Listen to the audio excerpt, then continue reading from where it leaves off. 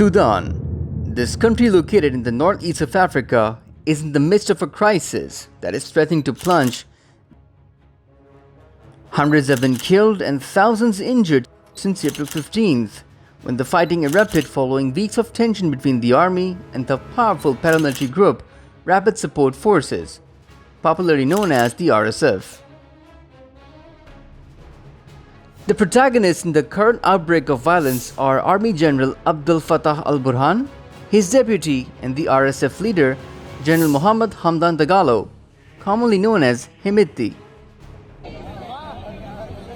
This is a power struggle for the control of the country between two groups who were once allies.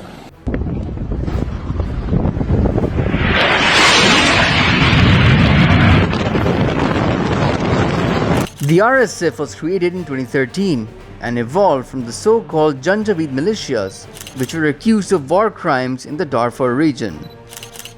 The Sudanese government had used the RSF to help the army put down a rebellion during the Darfur conflict in the 2000s. Sudan's strategic location and agricultural wealth have attracted regional power plays, complicating the chances of a successful transition. Several of Sudan's neighbors, including Ethiopia, Chad, and South Sudan, have been affected by political upheavals and conflict.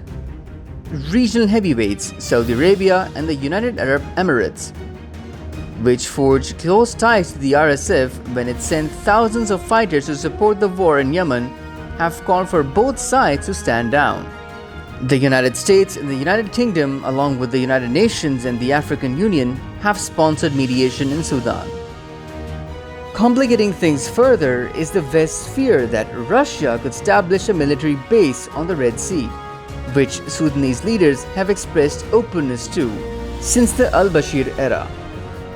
The current crisis in Sudan is the result of a long history of political instability and conflicts, exacerbated by regional power plays and external interests. The longer they battle it out in the city streets, the higher the civilian toll will climb and the harder it'll be for either general to rule over the regular.